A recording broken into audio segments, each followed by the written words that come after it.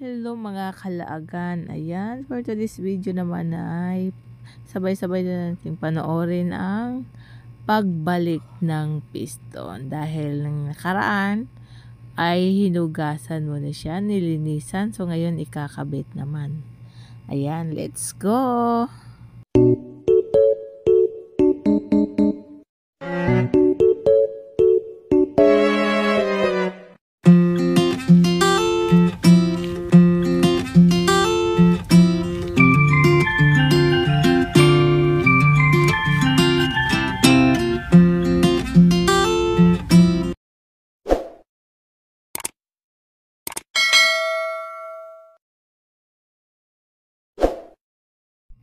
Ito na ang ating part 2 mga kalaagan.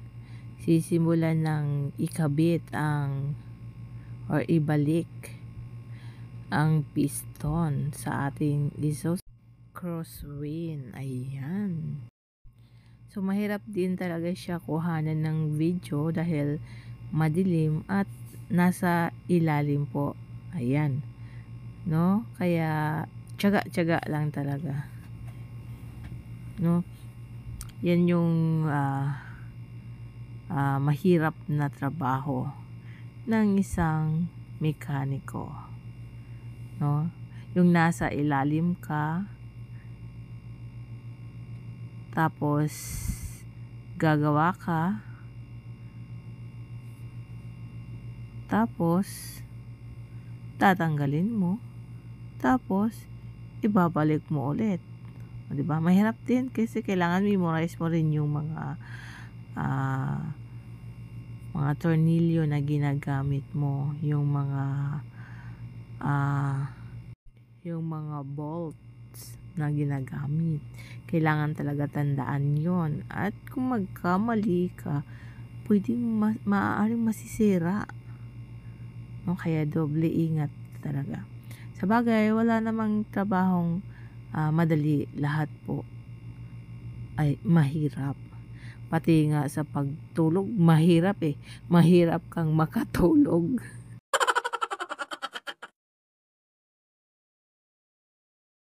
Siguro relate kayong lahat, no?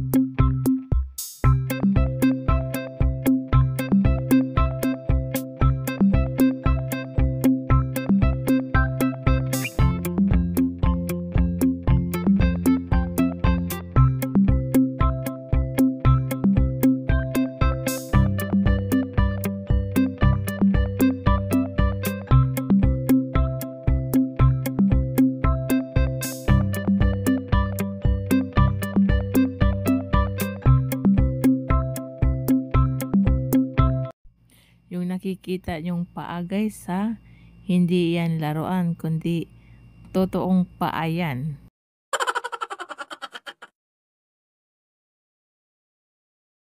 At hindi rin yan paa ng manananggal ha.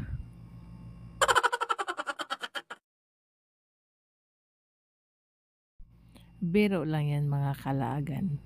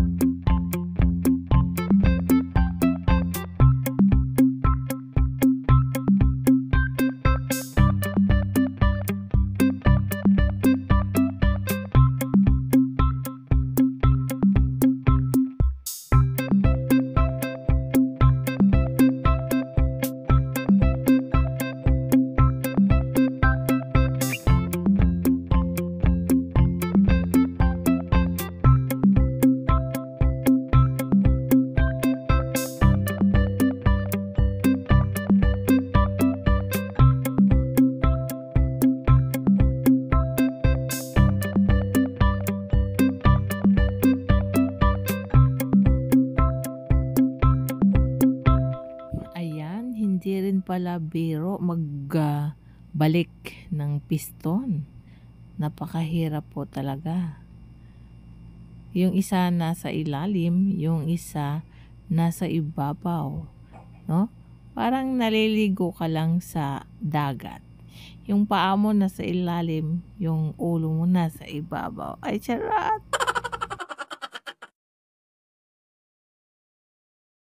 Pero guys, hindi pa yan tapos. May part 3 pa tayo dyan, no? Kasi binalik pa lang yan eh, no? Ang pinaka ano talaga niya, pag-andar. Ay, charot! Kasi hindi naman siya tatakbo kung hindi aandar.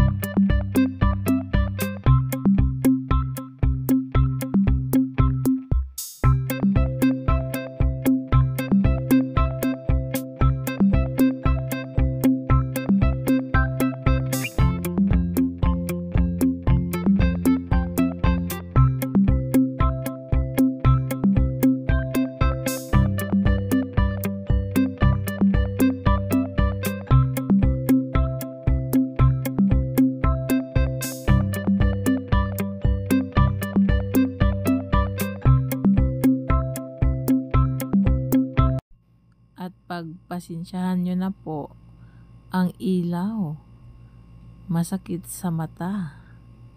Parang may sore eyes.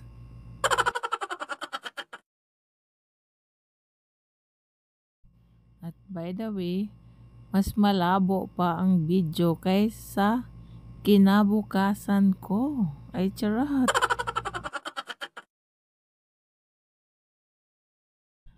Ay siya, hayaan nyo na lang muna. Pag ako nanalo sa loto up, ay lalagyan ko lahat ng ilaw yan.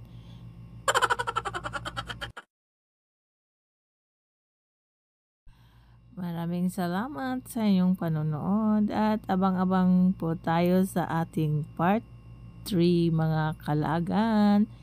Maraming salamat sa aking video na may konting aral at may konting kalukuhang mapupulot. Bye!